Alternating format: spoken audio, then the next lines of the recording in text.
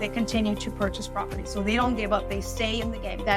They are persistent in what their vision is. That's why it's important to have that vision and know where you're going and where it is that you're trying to accomplish as a real estate investor. Welcome to the Aid to Assets podcast, the ultimate podcast for aspiring real estate investors. I'm your host, Tiffany Watson. Join me as we discuss real estate investing for 9-to-5ers. We'll talk about everything from money mindsets and property ownership and different strategies you can use to invest in real estate. I want to empower investors, especially those of us who are working full-time, who want to navigate the world of real estate, uncover the secrets to building wealth, generate passive income to achieve financial freedom. Equip yourself with resources from experts, practical tips, and step-by-step guides on how to kickstart your real estate journey. We'll also hear from 9-to-5ers who started to build their own portfolios, what they did and how they did it, so you can do it too. Tune in and transform your main job into your biggest silent investor in your real estate investment business. This is your Aid to Assets. Hi, everyone, and welcome to another episode of the Aid to Assets podcast. I am your host, Tiffany Watson. We're here. We talk with real estate investors and the professionals that help them build real estate portfolios. This is all for the 9-to-5ers who want to build a real estate portfolio because we're wanting a side hustle. We're wanting a side hustle that is then going to lead us to retirement. And so I am so excited about my guest today. Go ahead, why don't you introduce yourself and tell us who you are, what you do, and where you're from. Good morning. My name is Raquel Myers. Thank you so much, Tiffany, for this time and this opportunity for me to hopefully share and pour some of my knowledge and wisdom to your listeners. But I am from Texas. I am a licensed mortgage broker and mortgage loan originator. I've been in the banking industry for over 40 years, mortgage for over 30 years. So I've worked with your private buyers, or not private buyers, your homeowners and private investors and all. I live out in the state of Texas where everybody wants to come. And in the sunshine, it's been too hot now, but I am from Texas, originally from Texas, born and raised. And again, I've been in the mortgage industry for over 30 years. Came out of the corporate banking industry 2 years ago to pursue my dreams and plans and visions of being a mortgage broker again, and also a mortgage loan consultant. Love it. Thank you so much and welcome. I'm so excited to have you here. And so y'all, I want you to go ahead and just hit that subscribe button, hit that like button, because let me tell you, Raquel is going to blow your mind already. There's so much information. So I like to start the show out with receipts so people know not only about your background and what you do, but why you are the person they should be listening to.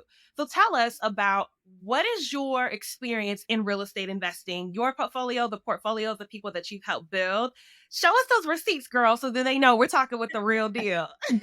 Well, for one, being in the mortgage industry, that set the foundation as I was helping homeowners purchase their homes. I had the experience of what it was like over, I'm going to say 20 years ago, when you had an investor, he had 10 properties, he had to provide a slew of documentation back then in order for me to be able to get them qualified.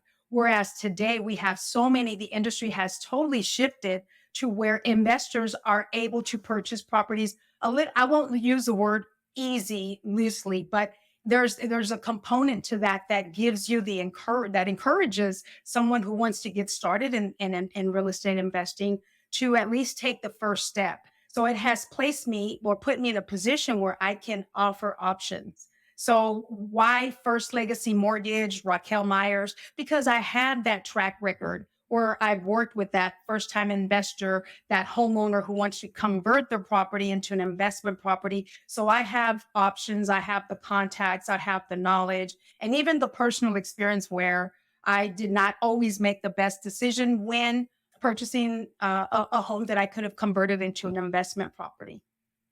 Absolutely. Absolutely. Yeah. So one of the things that I know about you that I really appreciate is because of your experience, you also understand not just the traditional means of funding. Most of us are most familiar with we want to buy a home, we go apply Mhm. for a loan, and it's typically a loan for our primary residence. Now, as we're venturing into this world of real estate investing, we might learn about, okay, we're going to get a home for an investment property, which Mhm. usually is more down payment, that sort of thing. But you also are familiar with non traditional methods of Yes. funding investment properties. Can you tell us a little bit more about what that means and how that works?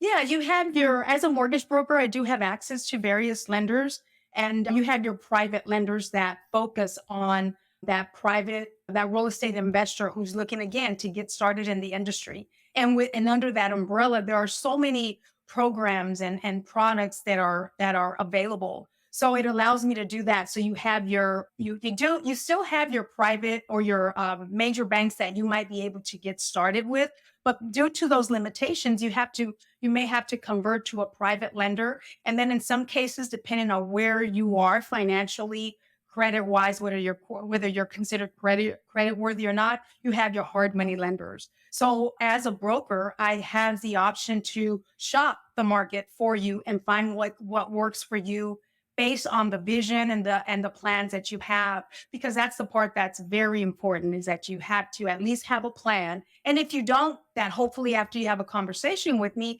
that you at least be able to put your thoughts together and set a direction for you. Absolutely. Yeah. So let's unpack that a little bit more. You mentioned private money lending, hard money lending. Can you help us Yes. understand what those two are?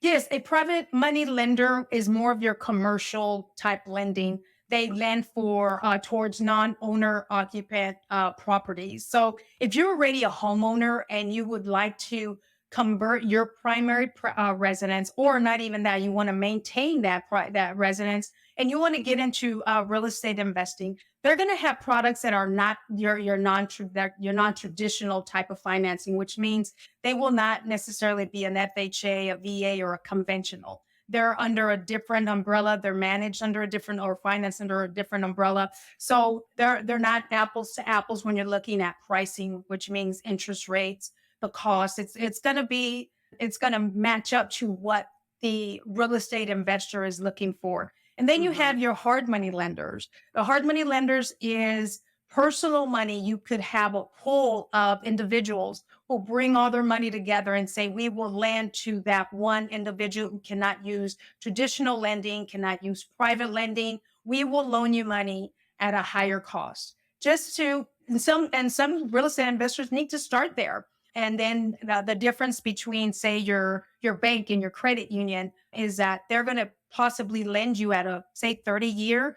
Your private and your hard money lenders, they're going to be short-term loans. And with that, keeping that in mind. So again, that's when I say I will help as far as structuring and seeing where you want to go, have to see where you are. But those are the different types of financing that's available for your real estate investors. Absolutely. So you mentioned that these are typically short-term loans. Why would I be interested even thinking about having a short-term loan for a house versus a 30-year loan that the bank would give me?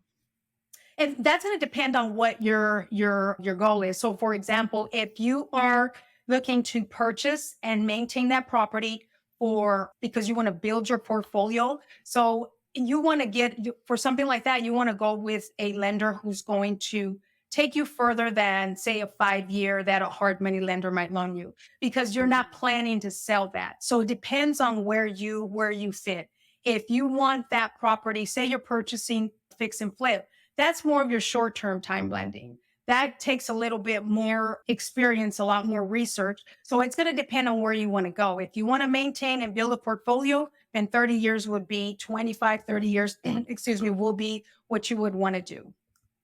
Got it. Okay, so that makes sense. So let's say, and we're as we're learning these new terms, we know that one strategy is like a buy and hold investor. I want to buy this property and just hold it for as long as possible. And so that's where I'm going to get the traditional but mortgage loan from a bank, it sounds like.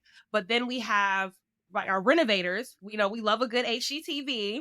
And so we're going to fix and flip a property. Well, the intention is to make it better to then sell it for a profit. So that's where we would get that loan for a short term, just long enough to own it and rehab it. And then we'll put it back on the market and pay off the loan. Is that the right process for it? That's exactly right. And you do have some private money who that they will allow you to do a 30-year. And then Okay. that's where you get into the product piece of that, whether you're going to do your, say, your home hacking, and you purchase your first home, and it is an investment property, it's a multifamily, for Mm-hmm. example. And Mm-hmm. that one you're probably looking for, a 30-year, it's your first, it's a duplex, you're going to occupy one and rent the other. That's pretty Mm-hmm. basic and simple. And then you have your DSR, where with that particular buyer, that one can go to up to 30 years. Again, that's Okay. if you purchase, you hold it. I do have a client who started off, he does really good and researching the property. He is building his portfolio. So Okay. with every property he purchases, he thinks it through, does the research, depending on where he's going to buy it, whether he's going to, if it's going to be a Airbnb or it's going to be part of his long-term portfolio. So that Mm-hmm. piece that helps me as a lender to Mm-hmm. help you if you have a slight idea to say, okay, we'll take this route because it's short term. Rates will be, priced a little higher, but it is Mm-hmm. short term, and Mm-hmm. versus your private lender. But under the private lender umbrella, there are so many options that, and to include a long term loan. Love it. Now, one of the things you mentioned was rates. So a lot of people were just having lots of conversations about interest rates. And is this the time to buy? How do you determine that? What are your thoughts when you see what's currently going on the market and the conversation about interest rates? That's always a little tricky for me because when I started in the industry, I was doing 8% interest rates. Tell And people this is not new. yeah, it is not new. No, we've come full circle. And no, Hmm. because I did, I was originating loans at 8%. I was offering below market rate to Hmm. first time home buyers, and that brought them at about a 6%, 6.5%. And also what I could say to investors is learn to take a risk. And I Hmm. don't think Hmm. there's ever really a risk unless you just bad purchase badly and just get a bad loan and a bad deal if you don't do your research. But Hmm. if you have a goal, we have to learn to ride the waves of the market. Because Hmm. one thing that you can be for certain is if the rates go up, they have to come down. It's just a matter of how low. And Hmm. also, I would say if you are looking to get started, go with what's before you. Because even I'm saying my area, for example, where I'm in the Hmm. Austin area, all the rates are up. The prices of the homes are lower than they were 2 years ago. So if you're in the market to do it, just do it. If because there's never going to be a perfect time. If Hmm. we get to a times that we were 2 years ago, then you're going to be competing with experienced real estate investors. Right. So it's that I think the time is now, if and it really depends on where you are comfortable with. Where are you comfortable in, because the market is not always going to be comfortable for Right. somebody. Yeah, Exactly, for someone. exactly. And so you talked about the research that an investor needs to do in order to know what they need to share with you, one, to decide on what's the best option for them. What does some of that research, what are the questions they need to be asking themselves to best have that conversation with you? They need to know if or decide, are you going to start building a portfolio for Airbnbs? Mhm. What is the purpose of just purchasing a piece of real estate for investment purposes? What are you going to Mhm. do with it? Are you going to hold it? Are you going to? So I need to know. I need to know that. Do you want to fix it and flip it? Mhm. Do you want to do just all Airbnbs? Because knowing that, I will be able to then say, okay, these, kind of start narrowing it down. How much do you have to put down? Where are you on your finances as far as down payment? There's always going to be a down payment required. Where are you financially? So Mhm. you want to research also the area. Yeah, are you purchasing what do you want to purchase an investment property that leases in an area that, the percentage of properties there are owner occupied, they are not rental properties. It doesn't match with what you're looking to do. You may struggle to rent out that property. So you want to find out, study the area that you want to, where do you want to focus on? What area do you want to focus on? Even if it's out of state, know the laws of that particular state. If you come to purchase in Texas and you live in California, find out what our laws are, because some lenders are restricted as to how they lend here in Texas. So those, again, research first within yourself to find out, okay, what is my focus, what is my goal, and then you find a particular property. Do the research about the property. Who owns it? Is it already occupied? How many owners has it had, et cetera? And that will help if you're gonna, because you don't want to purchase it. There's no occupants, and then you can't lease it out. That might be a bad deal. Absolutely. That's super good. Yeah. So, first, we need to know, what is our goal? What are we trying to accomplish by buying this property? Because a lot of times we hear Mhm. buy real estate, but really understanding our why. Why do we want to buy this Right. real estate property? And so it can be because I want passive income, because I want to build a portfolio, because I want to make a profit, really understanding what our end goal is. And that end goal can change if Right. it's, 1 year, 5 year, 10 year, 20 years. But right now, what are we looking to accomplish? And then really doing our research about the particular areas and what is that property? Where is that property? What are the laws? Do you work a lot with investors that are you mentioned out of state investors? They may be in one Mhm. place but are looking to invest in Texas. How does that process work? I actually don't have too many that are in Texas. I want to purchase out of Texas. And also most of my customers do want to purchase within either the area that I'm in, or I'm originally from West Texas. So I do Okay. have customers in West Texas also that want to purchase, which is a lot of affordable pricing there. And so Hmm. most of them are within Texas. But if they were to want to purchase, say, in a state that I can cover, which there's no licensing on most states, then I myself will do the research as to what, lending laws would be there and what Mm. have you. Because to your point on the previous question, when most of your first time real estate investors, I think when you really want to come, what gets you excited is that it's gonna increase. Yes, I want a passive income and what have you. But if you happen to purchase a property where maybe that first year you're not going to make any money, you have to be prepared that if you don't earn enough, say, and be realistic with what you're saying. Okay, I'm gonna purchase a home, and this is gonna bring me enough income for me to do XYZ. And if it does not to get discouraged, but that's why you have to know what your goals are for that. But back to what you had mentioned, as far as in Texas, I think the closest state that I can think of is in New Mexico. New Mexico is one of the other states because it's so close to, of course, to Texas. And also that's another area that you have a lot of investors that want to purchase there. So I just learn whatever the laws are, maybe for lending. Nice. So this is why it's so important to have a broker who really understands what the goals are that you're trying to accomplish. They can be your advocate and have a lot of that knowledge for you so you can focus on finding the right deal. Yeah.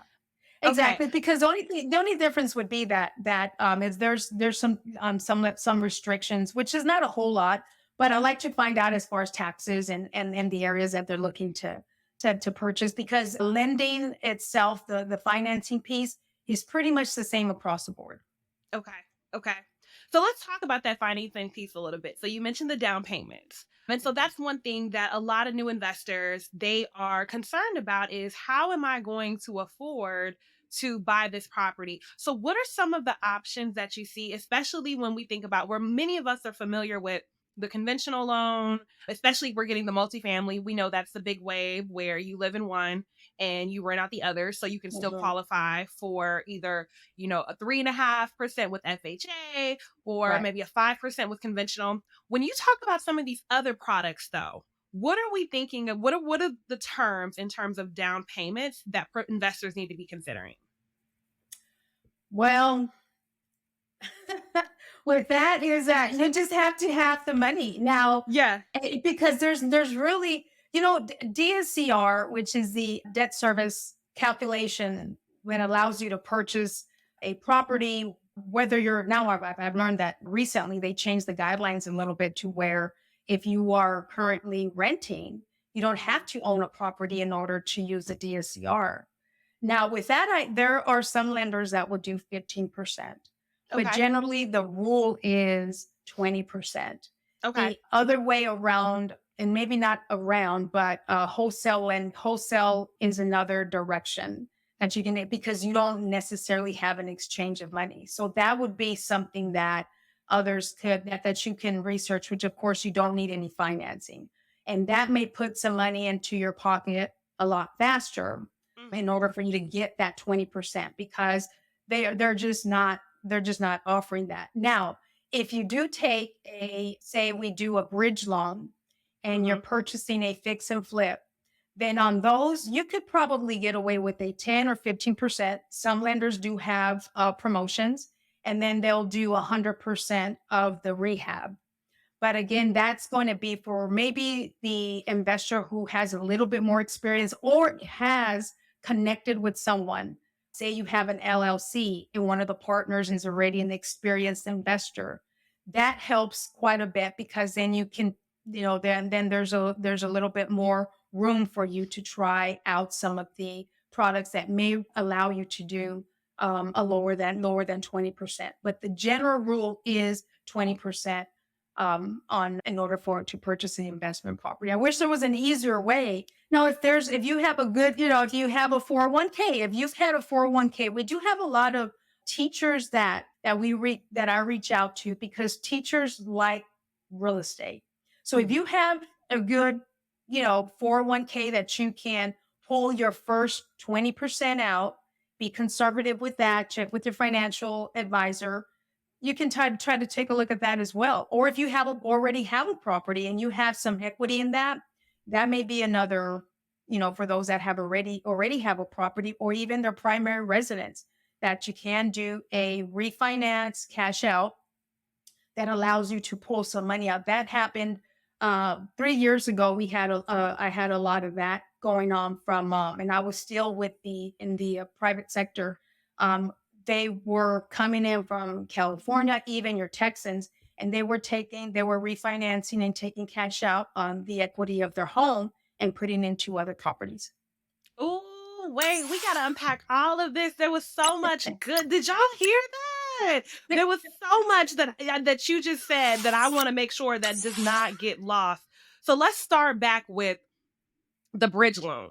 And Uh-huh. this one is something that I am super excited about because one, again, HGTV has really kind of promoted fix and flipping to be a lot easier than many people realize. And Wow. so I love the concept of partnering with someone else that has already Mhm. done this, that can be the benefit of then you're going to qualify for a lesser down payment because you Mhm. have the experience. So let's talk about that a little bit because we know, especially one of the things that I think is really interesting is in a lot of areas, there are a lot of properties that need to be renovated. And so we Mhm. know we're in a housing shortage. There isn't enough inventory for people who want to buy houses. But that's Mhm. really, there isn't enough turnkey inventory where people who are looking to buy primary residences, they want a house that they don't have to put any work in. There Right. are properties that need work. And so if we had more people that were willing to renovate instead of these big corporations, we could still get affordable housing and have more property available in the market. So typically, first, just standard, if I wanted to fix my first property, what would be the qualifications that I would need to have in order to say I'm going to be a rehabber? And you're talking about, say, your primary residence? Yes. That's what you're referring to? If your primary residence needs rehabbing and all, then a cash out, and I'm starting to say Texas cash out, but every state, like for example, in Texas, you can only borrow up to 80% of the value of your property. So that's one of the things you want to research with your Okay. lender, you know. So if you up to 100%, then you can borrow against you can do a refinance cash out if your interest rate is not favorable in it and the market call is okay with that, or you can just do a second note and Mhm. just draw from the equity, and then you fix your home. Now, and Mhm. not that's one way. Now, if you don't have to be a first-time homebuyer. If you are renting and you don't own a home and you want to purchase refinance, there is a 203K under FHA that will lend you up to X amount of dollars. Could be different based off of the region, based on the region. So you can borrow that and you can also occupy that property. FHA, VA require for you to occupy that property within 60, 90 days. Whatever you do after a year or 2 years, if you turn around That's your and you convert it business. into an investment property, you can do that. You can, right? So, that first-time home buyer, those are some of the things you can look at. But yes, the cash out is perfect for you to purchase, for you to do a rehab. Now, on the bridge loan, what that does for you is that it allows you again to come in. You have to have, if you have already, say your partner, whoever you're partnered with, if they've done at least more than that, 2 homes in the last 2 to 3 years, and they're considered somewhat experienced. So when if you're considering the bridge loan, then in that case they will allow you to do a 15% with 100. And I just spoke to a lender yesterday about that, 15% down and 100% of the rehab. Wow. So, I mean, that's huge. And again, taking into consideration the financial status, credit and what have you, Right. But the bridge loan allows you to do that. And that will be even for your fix and flippers. In some cases, you can keep it. And if you do, you just convert it into a fully amortized loan. Amazing. Okay, Because so let me your make bridge loans sure. are short term. Hey y'all, Tiffany here. Are you looking to purchase or sell real estate? As you know, I'm your aid to assets, and I want to help you with all of your real estate endeavors. Whether you're local here like me in the Fayetteville, North Carolina area, I can then help you purchase or sell your next property.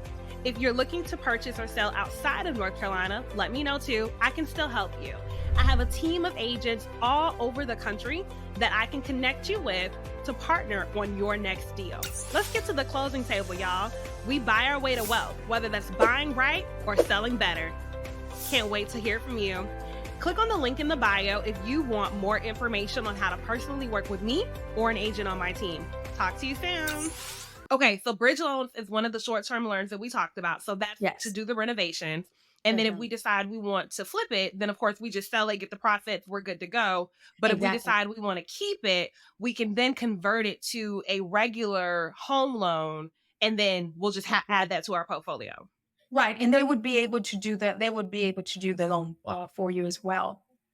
So you can do quite a bit under your regular conventional. There will be a higher interest rate, but you're going to have to show that it's a little bit more complex, because you're going to have to do that 2-year rule with all the documentation of every investment property you have. And then some lenders have a cap. They'll only allow you to have 4 to 5 loans with the same lender, or have a total of 7 loans under conventional. So if you've capped out there, you're at 7, at your 7th conventional loan, then you can convert over to private lenders and have more options. Love it. So that's how people are owning 10 and 12 properties, because they then had to switch over to private lending because the banks wouldn't lend them more money. Okay. So to make sure I got it. So with that loan, I can do 2 options. I'm going to come back to this first one with this 203K, because that's huge. So we're going to circle back to that one. But the other option is I can partner with someone that already has at least 2 flips under their belt, 2 or more flips under their belt, and they will be considered a more experienced investor. And so instead of having to put that 25% down, we could do 10 to 15 potentially, depending on credit report and all of that, to be able to get into the property. And then I can just convert it later to a different type of loan if I want to keep it. After the term of the bridge, correct. That is golden. Yeah. And with that loan, they'll also cover the cost of renovation. Yes, so they'll do up to 100% of the renovation. Wow. Yes. And that's the question, because it's like, not only do I have to come up with the down payment just to get the house, but where am I going to get the money to fix the house? But there are loans that will cover that. And so then the profit that you're making, renting out the home or whatever like that, that's how you're covering those payments. Exactly. So if even so say you even there's one lender that does 90% loan to cost. So with Mhm. that one, that one may again, they may just go with the 10%. They take the total amount of what it costs and the total and what you're purchasing and do a 90%. So though that's Wow. another bundle. Again, Mhm. those usually are for your more those that are experienced flippers, Okay. Okay. pretty But much. y'all, experience only means a couple of houses. It's not 25. Yes. Experience means a couple of Yes. houses. Yeah, And so exactly. this is Yeah. what the value of getting in these rooms and meeting people that are doing the work that you want to do. Because, and let me make sure I have this right. Let's say I have the 10%, but I don't have the experience. If I want to partner with someone and we create this LLC, if I put my money up and they just literally are a silent partner with their experience, we qualify for this loan. You can go under the LLC as long both of you. He wouldn't be a silent partner because the LLC we would be under say both. But if your business partner has no money and they have the Mhm. credit, but the LLC, both of you are under the same umbrella, your money is in the LLC, Mhm. then you can purchase that. Wow, Mhm. that's huge. That is huge. This is the power of leveraging what you have. So whether you have the experience and no money or you got a little bit of money, we're talking about 401ks. We have that money sitting there. We don't know what it's doing. Let's borrow against those 401ks to get us into real estate and then we can start to build this wealth. Now, let's go back to this FHA 203K. Is that right? That's correct. Okay, so we've heard about the FHA. We love a good FHA loan, 3.5% Mhm. down, makes it one of the easiest ways to get into real estate, especially if you can either buy a multifamily, live in one unit, rent out the others, or especially for those that don't have families and are single, rent out those Mhm. rooms and get your mortgage paid for, move out in a year, you got your first property good. So, what is the difference between that and this 203K that's added on? The 203K just the K just allows you indicates that you are purchasing a home that needs renovation. Okay. Now, yeah. So then, and again, depending on region, because it is a government HUD insured loan, depending on that region, there's X amount of dollars that's allowed for you to renovate. Some of them, in some cases, from the ground up. Just depends on your region. But the K Mhm. just signifies that you are purchasing a home that needs renovation, and there's a calculation that is done that's a little, it's a little deeper than that, but to Mhm. know that there is that option. Yeah.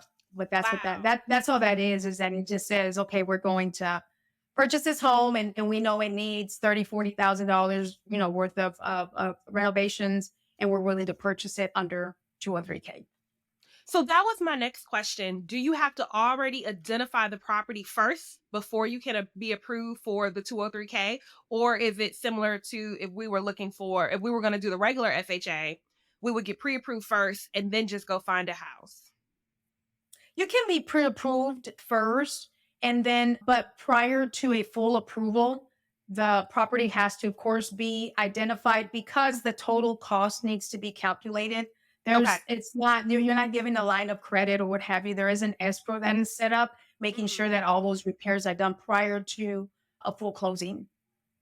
Got it. Okay, so Yeah. this is one of those instances where if you were my broker, I need to come to you and let you know, "Hey, I want to buy a property that I'm looking for a property that I know I need that needs work because it's competitive in the Mhm. market and so trying to find something that is move-in ready, I'm just not it's not happening for me. But I'm willing to do some renovations in a property. So I would come Mhm. to you and let you know, I want to use an FHA, so I'm still getting that 3.5% down, but I'm looking for properties that need some work so that I can get pre-approved. Then when I find just to get under contract, essentially to make sure that I can make offers and get under contract, but then to get fully approved, I would have to give you that address so then we can talk about, okay, what are these estimations? And that's what I would do during like my due diligence period when we're researching and making sure everything is covered. Yeah, you want to see that it's also with your realtors have to be very patient with you to find the property that you can determine. Of course, it's going to be purchased as a primary residence, and Mhm. that that you're okay with renovations. So Mhm. you know already that you're going to do the 203K because that's going to give you the money for you to do that. And Okay. where some homeowners try to do, not homeowners, but buyers, they'll look at the list of homes that are maybe foreclosed. And there used to be years back, 20, 25 years, that was the biggest hit back then. Purchase foreclosed properties because most of them were damaged and what have you. And a lot, and many you could use 2 or 3K.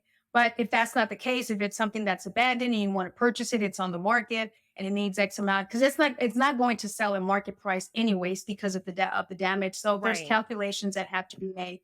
Yeah, and then once the appraisal is done, it's going to list your damage, as far as what the cost for to repair the home to make it ready to occupy. Okay. Okay. So That is awesome. That's really helpful, especially for new investors that are trying to compete in this market right now, where we know inventories are low. There are lots of businesses, corporations that are buying, investing in real estate. We're seeing that in the market regularly. Big companies are starting to buy more single family homes and things like that. So this is a good opportunity for investors to know that, one, they can still get in the game with less money down and have support for the renovation costs, and then that's just all built into what their mortgage is going to be. Exactly right. With the idea, of course, that it because it is FHA, that it is going to be owner occupied. Right. Absolutely. So this is a good one for either that multifamily play, or if you're going to rent Yeah, out those rooms, but you are still living in there, this is an owner occupied option for you to maximize, but you're still getting in for mhm, 3.5% down. exactly. Love it. Love that. Okay. So we've had a lot. So let me go back and make sure. So we got regular traditional lending. And so we know that's our conventional 5% down typically. And then we have our FHAs with our 3.5% down. Now we have an FHA 203K with 3.5% down, plus includes rehab costs. Yeah. Then we can shift over now to the private money. And that's either investors, or excuse me, that's private individuals who give money to investors at a higher interest rate because, of course, they want to make some of their money back if they're trusting, and then hard money lenders as well, especially for those short-term projects. Now, I'm curious, since you've been in this game for a very long time and you have seen some of the high highs, and I'm imagining, especially thinking about like our last housing crisis, some really low Mhm. lows. What are things that make a successful real estate investor? What are traits that you see in some of your favorite clients? That they don't give up. They stay in the game. Mm, They don't start selling the properties, or because if anytime there's a need, then when that need is created, someone's going to, how would I say it, someone is going to be successful in that, we're going to take advantage of that mhm, opportunity. So what happened during the 2008 2009 market, when everything just absolutely stopped from one day to the next, investors didn't stop. Those that were true investors, real estate investors who had been in the game already years before that, they were mhm, buying up the properties that investors were selling. And at that time, I was in West Texas, and we had a lot of California investors come in and buy new properties. It was very hard for first time home buyers, for anyone to purchase a home in the area because investors were coming in. When the market crashed, those homes started to go up for sale. So the ones that were there to grab them were the ones that were experienced real estate investors. But you can't mhm. become an experienced real estate investor unless you get started. So again, if Mm, we're constantly waiting for the market to be favorable, or mhm, for it to always be favorable, that's not always going to be the case. But if mhm. you're already in the game and something happens, say even during COVID, things begin to happen, people start selling their properties at a lower price, then you're ready in the game, you're prepared, you're ready to continue, to stay and continue to grow your portfolio. But Right. that's what I saw during that time, is that you had your experienced investors that went and purchased those properties, because the investors that purchased, they were purchasing one or two for the first time, and they probably didn't have the best deal possible. They purchased it under an adjustment. This Back then they had no income, no asset type loans, even for investment properties, and they sold and they continue to purchase property. So they don't give up. They stay in the game. That they are persistent in what their vision is. That's why it's important to have that a vision and know where you're going and what it is that you're trying to accomplish as a real estate investor. Other than Wow, make that's money, I mean, powerful. that's always a benefit. You make more We money, are of here for the course. coins. Yes, Yeah. absolutely. Yes. We are here for that. However, that's good because, and I've heard it said that the best time to invest in real estate was yesterday. The second best time is today. And so just Yes. getting started for so many of us, we let this fear of what if and how come and why and how. And the only way we're going to get experience is to get experience. Yes. Exactly. Exactly. Yeah. Absolutely. Okay. And And now's the time. now and this is always the right time is always right now. Right now Yeah. to get started to do it. Okay. So now tell me about you and your investment experience personally. What was that shift where it's, you know what, real estate is where I need to be investing my time, energy, and resources? What was that light bulb moment for you? I think just being in the industry and seeing people buy properties and then buy the investment from the investment side. But I think where the shift took place was when I was still in the corporate banking industry. And I started looking into mortgage brokering again. And I came across the DSCR loan. Mhm. And I started researching that. And I was like, no way, this cannot be true. It cannot be this easy. Tell us the DSCR. What tell for those that aren't familiar with it, tell us what that is and how that's possible. Yeah.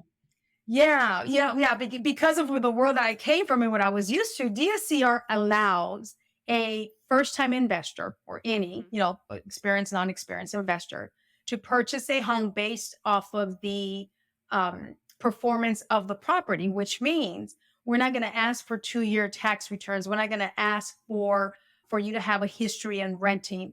We're going to take the calculation of your payment, interest, taxes, and insurance, and we're going to multiply it by the DSCR conversion. So if that lender says DSCR conversion is 1.20, you multiply it by that. You have to just make sure that that your rent or your lease is at least that amount. And that's it. And That's it. there's no income documentation. You just have to have reserves, either 3 or 6 months, depends on your FICO score. I do have a lender that has a 0 DSCR, which means if you have a FICO score that is above, I believe now it's about 760, Mhm. then they're not even going to question.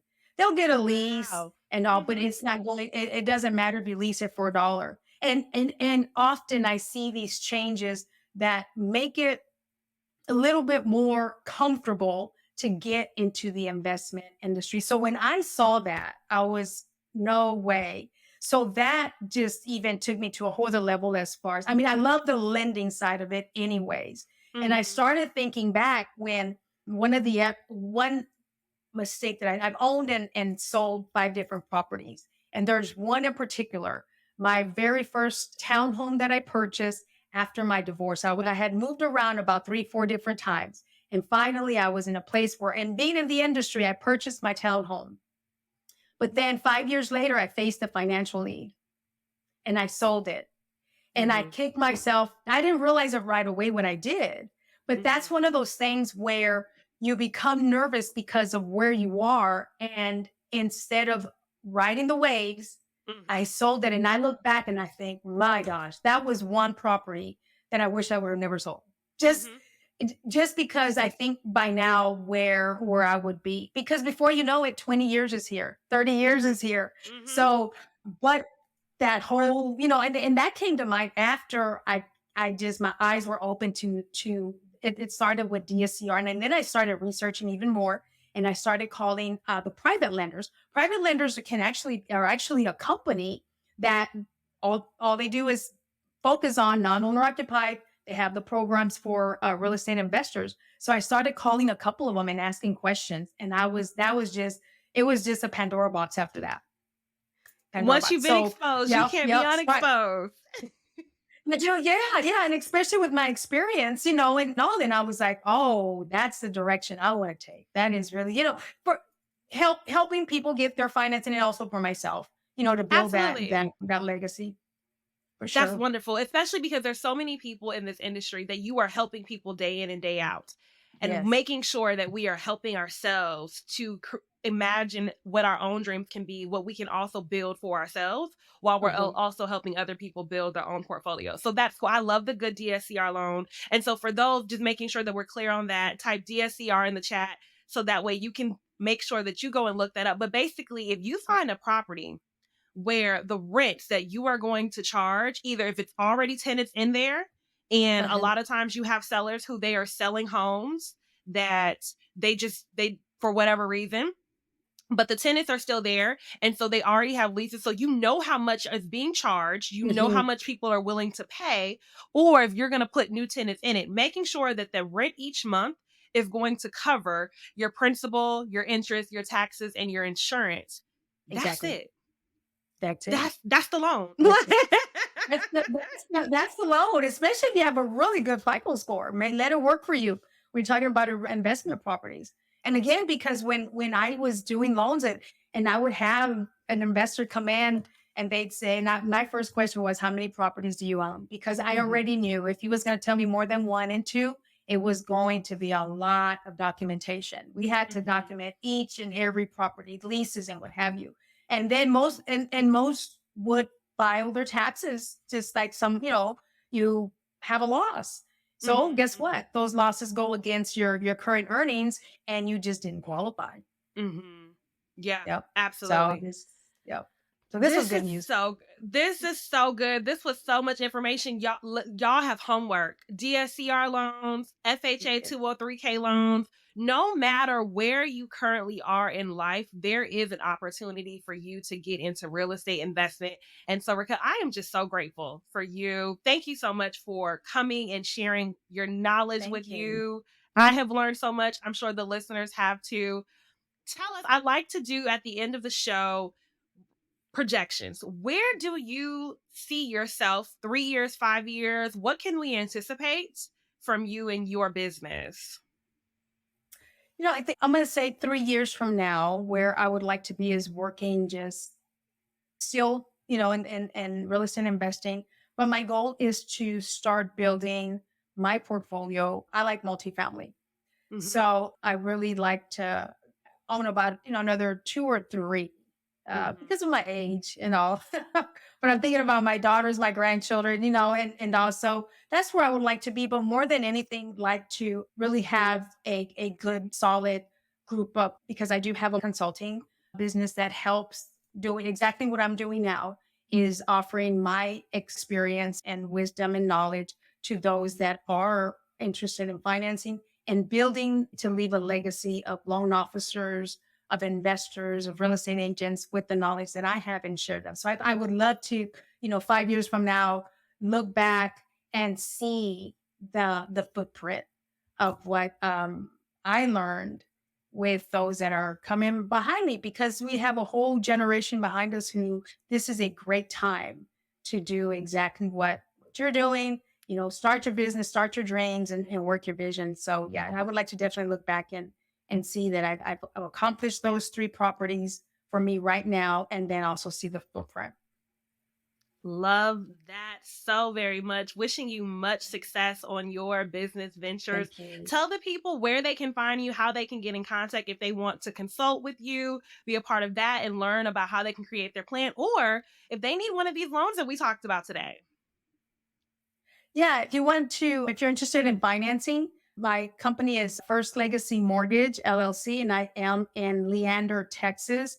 The phone number, well, actually, you can go on my website, www.first, the number one, stlegacymortgage.com, and all my information will be on there. If you want to learn more and you would like for me to kind of coach you along the way, TNT Myers Consulting, and you can find me there at TNT T and A-N-D, tntmyers.com. And there'll be information on there. I do have a workbook there that you can purchase, tells you everything about lending, kind of forms that foundation for you. Love that. Love that. And all of that will be in the description. So you all can click right on the link so that way you can get that workbook, connect with Raquel. You see the knowledge that you have, build a strategy, have a plan for how you want to achieve your investment dreams. This is the time. There is no better time to invest in real estate than right now. Whenever you are watching this, Raquel, thank you so much for your knowledge. Thank It you. has been an absolute pleasure. Thank you. Thank you so much for it, Tiffany. I am so grateful. Thank you for the Absolutely. opportunity. For sure. Until next time, make sure you hit that like button down at the bottom and subscribe. Hit that bell so you can always know about new videos and episodes that are uploaded, because we get to have amazing conversations like this and help you buy your way to wealth. Until next time, bye, y'all. Thank you for tuning in to another insightful episode of Aid to Assets. Remember, your journey from 9-to-5er to successful real estate investor is within reach. Keep learning, keep growing, and keep investing in your future. If you'd like to know more, connect with me on Instagram at Aid to Assets. Don't forget to subscribe, rate, and leave a review. Until next time, happy investing.